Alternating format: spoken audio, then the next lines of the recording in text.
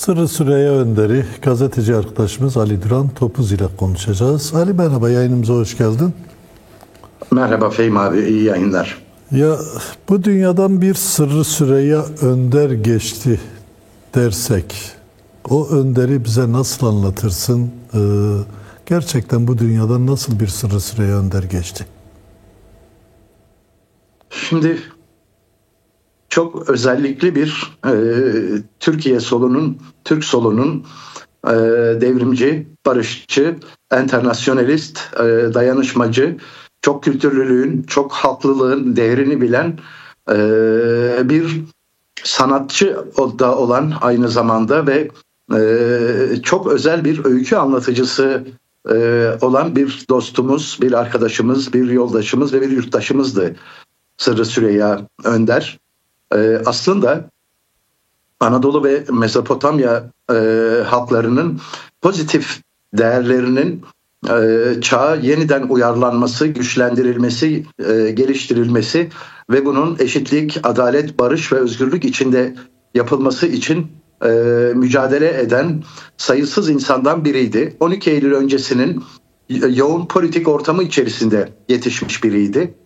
Babası Adıyaman'da TİP'in kurucusuydu. Bu aynı zamanda TKP'nin üyesi olma fikrini de bize getirir. Fakat Sırrı Süreyya babasının babalığını ne yazık ki yine ölüm yüzünden çok uzun tadamamıştı. 8 yaşındayken yetim kalmıştı. Bu sefer devreye dayısı girmişti.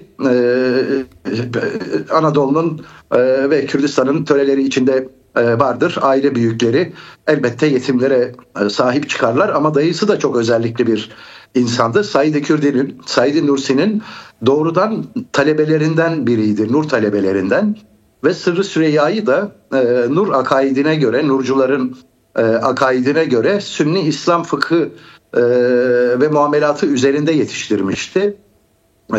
O kadar ki Kur'an'ı neredeyse hafızlık derecesinde bilen birisiydi. Tefsir yapma kabiliyeti vardı. Kur'an meseleleri üzerine çok güzel öyküler ve şerhler düşerdi. Öyküler anlatırdı.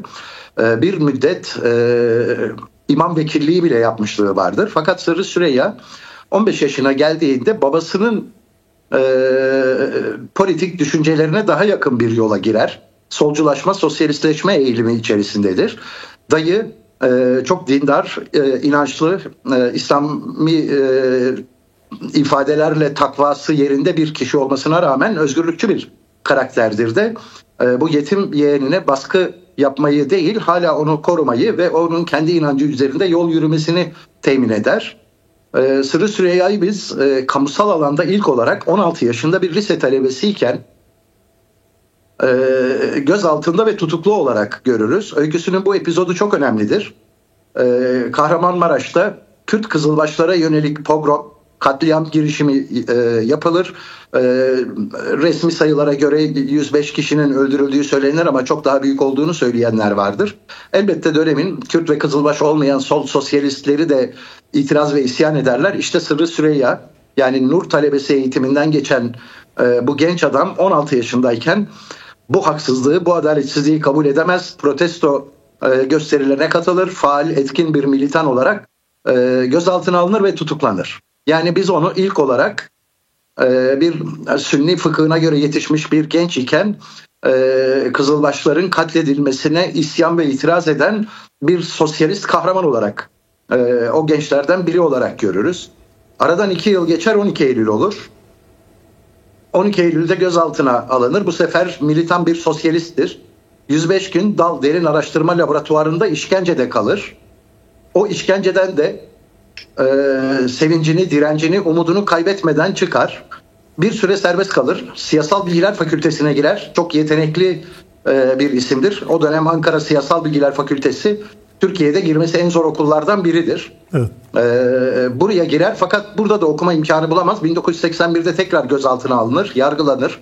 Ulucanlar'da işkenceden geçer. Ünlü 12 Eylül işkencecilerinden Raci Tetik'in bizzat işkencesine nezaret ettiği isimlerden biridir. 7 yıl hapis yatar. Devrimci sol üyeliğinden suçlanmaktadır. Bu 7 yıl hapisten sonra da Aynı zamanda hani yoksul bir ailenin zengin kültürüyle büyümüş biridir. Birçok işle yine hayatını idame ettirmeyi çalışırken işte o ünlü filmiyle kamu alanında bilinir hale geldi. Beynel Milal isimli film. Bunun ismi önemlidir çünkü internasyonel demek bu aslında. Ki Sırrı Süreyya'nın hem halklar arası hem de büyük uluslararası anlamda internasyonel bir karakter olduğunun en iyi filmlerinden biridir. Bir 12 Eylül hicviyesidir aynı zamanda. Daha sonra biz onu yazar olarak gördük. Önce Bir Gün gazetesinde, sonra Radikal gazetesindeki yazılarında. Üçüncü hapsi ise yazarlık yaptığı dönemde milletvekili olarak Kürtlerin ve Kürtlerle dayanışan dostlarının oylarıyla milletvekili seçildi. HDP'nin kuruluşunda faal rol oynadı. HDP'nin 7 Haziran seçimlerinde barajı güçlü biçimde geçmesini sağlayan, programı üreten ve o kadro içerisinde mücadele eden önemli isimlerden biriydi. Aynı zamanda da 2013-15 çözüm sürecinde yine ada heyetinin içindeki isimlerden biriydi. Biz o diyaloglardan da biliyoruz ki bir tür devlet elçisi, devletin de izin verdiği parti elçisi olarak girdiği o diyalogta örneğin Abdullah Öcalan'ın sevgi, sempati ve saygısını kazanmış bir isim idi. Peşinden 3. hapsi işte bu süreç içerisindeki girdiği barış çabasının cezalandırılmasıdır. Hani Türkiye'de bir söz vardır. Hiçbir iyilik, hiçbir iyi şey cezasız kalmaz. Fakat o 3. hapis dönemini de yine zafer işareti yapıp gülümseyerek girdi ve yine büyük bir dirençle, direngenlikle gülümseyerek çıktı. Ben cezaevinde kendisini ziyaret etmiştim. Radikal gazetesinde ben editörüydüm onun o yazarlık yaparken. Hukukumuz orada derinleşmişti. Cezaevinde bana siyasete bir daha bulaşmak istemediğini, öykü, roman yazmak istediğini, film çekmek istediğini söylemişti. Politik filmler de vardı elbette projeleri içerisinde. Fakat daha sonra partinin ve kamuoyunun ısrarlı taleplerine dayanamayarak bu sözünü tutamadı. Vekilliğe yeniden döndü. Biliyorsunuz Bahçeli'nin başlattığı girişim içerisinde de yine İmralı heyetinin en faal üyelerinden biri olarak öne çıktı. Bu arada tabii bir kanser tedavisi gördü, atlattı. Çok ağır bir tedavi gördü. Hasılı bu kısa epizodu toparlayacak olursak 16 yaşında ötekini kendisi kadar aziz bilen ve buralarda kaybolan bir anlayışı öne çıkaran bu genç yiğit adam 12 Eylül'de gördüğü işkencelerle yorulmuş bedeni ve en son barış için oradan oraya koşturması, aslında yatıp dinlenmesi gerekiyorken oradan oraya koşturmasının ağır yükünü bedensel olarak taşıyamadı. Fakat bedensel olarak taşıyamadı ama toplumsal, duygusal ve sembolik olarak bütün barış, dayanışma, dostluk ve mücadele arzu ve düşüncelerini kendi ismi üzerinde birleştirerek çok özel bir insan olduğunu öldüğü anda bile gösterdi. Tam oradan devam edelim. Cenaze töreninde de, hastalığı döneminde de neredeyse her renkten on binlerce insan fiilen katıldı ve inanıyorum yüz binlerce, milyonlarca insan da dünyanın dört bir tarafında onunla birlikteydi. Cenaze töreninde, hastalığı döneminde ortaya çıkan bu sahiplenmeyi neye bağlamak lazım? Bu anlattığın Sırrı Süreyya'yla çok yakından ilgisi var ama aynı zamanda toplumun büyük bir barış isteği de var. Bu barış isteğinin de yansıması olarak değerlendirmek mümkün mü? Elbette, elbette. Şimdi 25 yıldır biz neoliberal ekonomi politikalarına dayalı ve her dönemeçte otoriterleşme, totaliterleşme eğilimi gösteren ve kamuoyunu, toplumu ve halkı öne çıkarmayan, giderek arkaya iten bir politik dönemi yaşıyoruz ve bu dönem içerisindeki en önemli meselelerden bir tanesi de değer aşınmasıdır. Ahlaki değerler aşınmaktadır. İşte yokluk ve yoksulluk derinleşmekte, çocuklar ağır sıkıntılar içinde yaşamakta, çocuk işçi ölümleri kamuoyu vicdanını kanatıyor olsa bile kamuoyu buna politik cevap veremeyecek konumdadır. İşte Sırrı Süreyya bu aşınma dönemi içerisinde başta Türk ve Kürt toplumları olmak üzere bu toplumun üyesi olan diğer bütün toplum fertlerinin, işte Çerkeslerin, Lazların, Pomakların, Boşnakların pozitif değerlerini taşıyan figürlerden biri olarak ve onların örtülmek, baskılanmak, militarize edilerek milliyetçi, ırkçı propaganda pompalarıyla öldürülmek istenen barışçı ve bir arada yaşama arzu, heves ve imkanlarının sembolü olarak öne çıktı. Bu sahiplenmenin altında yatan gerçekte tam da budur. Ve örneğin ben işte Çerkes toplumları örgütlerinin açıklamalarını da gördüm. Bilirsiniz Çerkesler Türkiye'de asimilasyonu kabul etmeyen Kürtlerden sonraki en önemli toplumdur. Ama politik meselelerde de çok fazla öne çıkmayı arzulamazlar. Evet. Farklı bir elbette politik birçok Çerkez yoldaşımız, dostumuz var ama sağ kanat içerisinde yer alanlar da çok. Ama genellikle kamusal alanda çok fazla görünmek, her konuda konuşmak istemezler. Ama örneğin onlar da Sırrı Süreyya Önder'in ölümüne duyarsız kalamayıp taziye duygularını, dayanışma ve yoldaşlık duygularını paylaşma ihtiyacı duydular. Yani barış bir kendi ifadesiyle söylersek savaş kolay, barış zordur. İşte bu zorluğun, bu zorla ancak mümkün olabilen barış inşa sürecindeki mücadelenin yarattığı etki, sevgi, sempati ve saygıdır bu. Dolayısıyla Sırrı Süreyya artık adı barışla özdeşleşmiş bir isimdir ki nitekim kızının yaptığı konuşmada barış annelerinin beyaz tülbentini boynuna asarak çıkması da babasının bu yönünün sembolik olarak taşınması. Babası yaşamını barışa adamış biriydi. Kızı da onu sembolize etti orada doğrusu. Elbette. Ki bu arada bu türden yoğun mücadele veren insanların ailelerini ihmal etme gibi bir durum vardır. Biz bununla çok karşılaştık. Birçok insanda görür. Dünyanın her yerinde de genellikle böyledir. Ama kızının olağanüstü güzellikte ve derinlikteki konuşması neredeyse bir hani kelam tabir edilen kutsal metinlerin içinden konuşuyor gibiydi. Aynı zamanda Sırrı Süreyya'nın sadece iyi bir sanatçı, bir öykü anlatıcısı, bir politik mücadeleci, bir hikaye anlatıcısı olmadığı, aynı zamanda çok iyi bir baba olduğunu da o konuşma bize açık biçimde ortaya koydu. Ki kızının söylediği bir söz özel olarak önemliydi. Senin sevgin bana yeter, biliyorum. Sevgini kaybetmediğimi de biliyorum ama dostluğunu kaybetmenin acısını çekiyorum demişti. Yani Sırrı Süreyya için eşit ve yoldaşça ilişki kendi çocuğu için bile kurmayı başardığı bir ilişkiymiş. Çok az çocuk babasından dost olarak bahseder. Birçok en yüksek sevgi ve saygıyı gösterse bile bu dostluk fikrinin akla gelmesi çok özellikle bir insanla yine karşı karşıya olduğumuzun bir başka alametidir bana göre. Burada aslında çok da speküle edilen bir insandı. Yani her taraftan da bir şekliyle özellikle en uçlardakilerden de saldırıya uğrayanlardan biriydi Sırrı Süreyya Önder. Boş boş dedikodular da yapılırdı her sene. İşte varlığını açıklamasına rağmen geride bıraktığı tek mülke de baktığımızda onurlu yaşamdan bir başka şey görmüyoruz. Gerçekten hiçbir mal mülk yok, hiçbir makam mevki de yok. Tam da bunu değerlendirmeni isteyeceğim.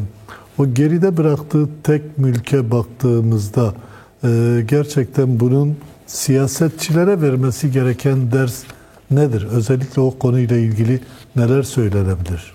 Şimdi Sırrı abim benim en son vasiyetiyle bu sorduğun sorunun çekirdeğinde yer alan özel bir şeyi ortaya koydu.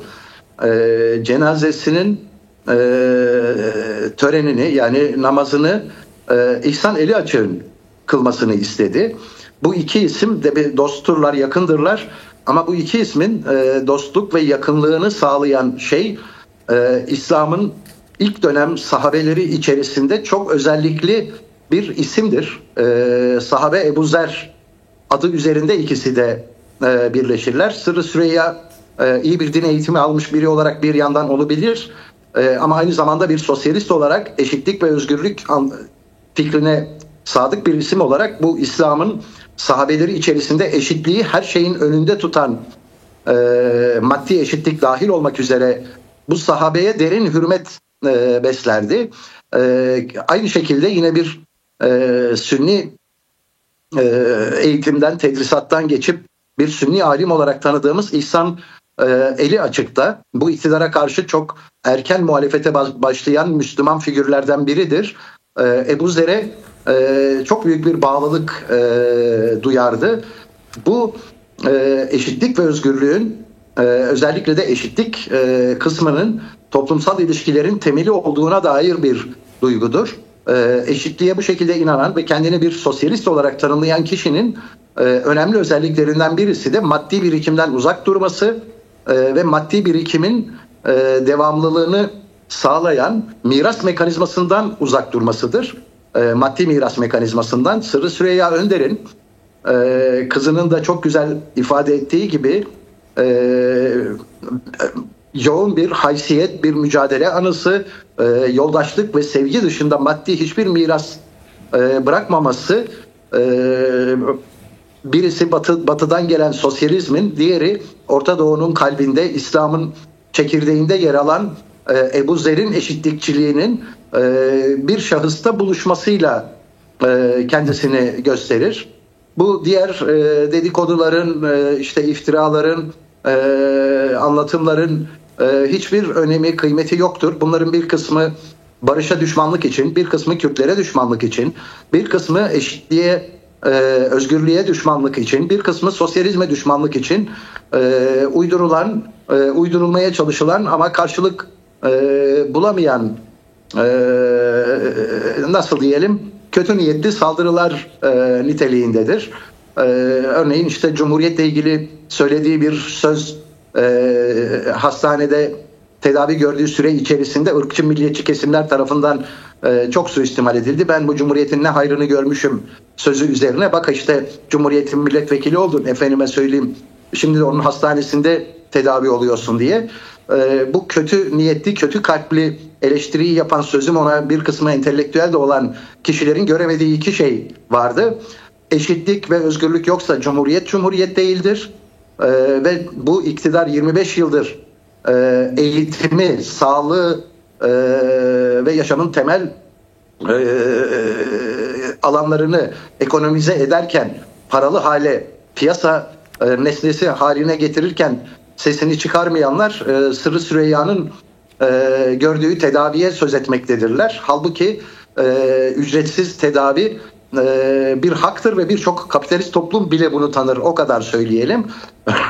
Vekillik meselesi ise Cumhuriyet gelip onu bak biz Cumhuriyetiz, sen de iyi bir adamsın, o yüzden seni vekil yapalım dememiştir. Birçok başka daha rahat edebileceği partiden vekil olabilecekken Kürtlerle dayanışma, Kürtlerin eşitlik, özgürlük ve adalet mücadelesinde yer alma arzusuyla Kürtlerin seçmeni ve yöneticilerin çoğunluğunu oluşturduğu partiyi ve hareketi tercih ederek öne çıkmış birisidir. Dolayısıyla söylenen kem sözlerin hiçbir önemi yoktur. Zaten şunu da çok açık biçimde gördük biz. Sağlığında kendisiyle çok sert tartışan, sert eleştiriler getiren, politik olarak tutumunu yerden yere vuran birçok ismin samimi biçimde gözyaşı döktüğünü de çok açık bir biçimde gördük. Bu notu da şunun için ifade ediyorum. Elbette onu eleştiren dostları da onun dostluk alanına dahil idiler. Bu diğer kötü niyetliler ise bütün toplumun içinde düşmanlık tohumunu eken çevrelerin zaten isimleridir ve pek bir kıymeti harbiyeleri de yoktur. Peki. Çok teşekkürler Ali Topuz. Bize ben de çok teşekkür ederim. Anlattın. Umarım insanlar iyi olduklarını ifade edebilmek için böyle bir yaşta yaşamlarına son vermezler diyeyim. Sırrı Süreyya bir anlamda da yaşamına son veren bir arkadaşımızdı. Çok teşekkürler. Abi sen bitirelim dedin ama bir şey daha söyleyebilir miyim? Çok önemli. Tabii ki. Deniz Gezmiş gencecik bir çocukken 20'li yaşların başında dar ağacının altındayken iki önemli noktası vardı. Sırrı Süreyya ile bağlantılı. Bir tanesi Türk ve Kürt kardeşliğinden bahsetmekteydi. İkincisi de ne kadar yaşadığınız değil, yaşadığınız süre içinde ne yaptığınız önemlidir diyordu. Bir anlamda Sırrı Süreyya işte bu sözlerin tam karşılığını veren birisiydi. 60 yıl çok uzun bir yaşam sayılmayabilir. Deniz Gezmiş'e göre çok kısa, çok uzun olsa bile, ama 60 yılda yaptıkları birçok insanın 120 yılda yapamayacağı şeylerdir. Bu vesileyle 6 Mayıs'ın o kahramanlarını da Sırrı Süreyya adı içerisinde saygıyla anmış olalım. İnanıyoruz elbette o insanların hepsi çok çok uzun yıllar yaşayacaklardır ama gerçekten bundan sonra da artık o insanlarımız da uzun uzun yaşasınlar istiyoruz. Tekrar teşekkürler Ali, sağ olasın. Ben de teşekkür ederim abi.